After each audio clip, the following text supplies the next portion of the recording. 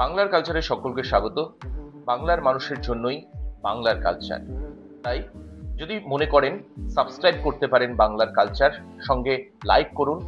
যাবতীয় মতামত নির্দ্বিধায় জানাতে পারেন আমাদেরকে বাংলার কালচারে। আজ মঙ্গলবার 4 নভেম্বর থেকেই এ রাজ্যে শুরু হয়ে গেল স্পেশাল ইন্টেন্সিভ রিভিশনের কাজকর্ম। অর্থাৎ বিএলওরা, বুথ লেভেল অফিসাররা ভোটারদের বাড়ি বাড়ি গিয়ে এনুমারেশন ফর্ম জমা এবং সংগ্রহ করবেন। রাজ্যের মুখ্য নির্বাচনী আধিকারিক সিইও মনোজ আগরওয়াল তিনি জানিয়েছেন যে বিএলওরা বাড়ি বাড়ি যাবেন এবং তাদের সম্পূর্ণভাবে নিরাপত্তার বিষয়টি বিশেষভাবে নজরে রাখছে কমিশন, এবং সেই বার্তাও ইতিমধ্যে দেওয়া হয়েছে সমস্ত জায়গার প্রশাসনে।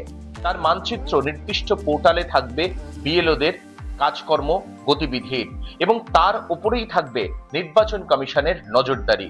জানিয়ে দিই যে সাধারণ মানুষ যাদের বাড়িতে বিএলওরা যাবেন তারা চিন্তা করবেন না, কোনো রকম উদ্বেগ বাড়াবেন না, এবং এমন কোনো ঘটনা, অপ্রীতিকর ঘটনার দিকে তারা যে যাবেন না সেই বার্তা আমরা আগেই দিয়েছি, আবারও জানাচ্ছি। তাই একটু জানিয়ে দিই যে কি কি লাগবে, কি কি প্রয়োজন আপনার। 2002 সালে এ রাজ্যে এসআইআর তালিকার সঙ্গে এখনকার সর্বশেষ ভোটার তালিকা মিলিয়ে দেখার কাজ হয়েছে। তাতে ব্যক্তি বা আত্মীয় সম্পর্কের দিক থেকে যাদের মিল রয়েছে এমন সংখ্যাটা যথেষ্টই উল্লেখযোগ্য। 32% ভোটারের মিল রয়েছে। এছাড়াও বিহার সহ অন্যান্য রাজ্যে শেষ হওয়া এসআইআর এর তালিকার যোগসূত্র পাওয়া গেলে তাহলে কিন্তু সেই পার্সেন্টেজ আরো বেশ কিছুটা বাড়বে, এবং এতে মিলের হারও অনেকটাই বাড়বে বলে মনে করছে নির্বাচন কমিশন। একমাত্র যাদের কোনো মিল পাওয়া যাবে না তাদের ক্ষেত্রেই শুধুমাত্র নথি দেখবে কমিশন। তবে এনুমারেশন ফর্ম ফিল আপ করার সময়, অর্থাৎ আজকে 4 নভেম্বর থেকে 1 মাস ধরে চলবে এই প্রসেস বা প্রক্রিয়া, 4 ডিসেম্বর পর্যন্ত, সেই নথি বিএলওর কাছে পৌঁছতে হবে এখন না দিলেও।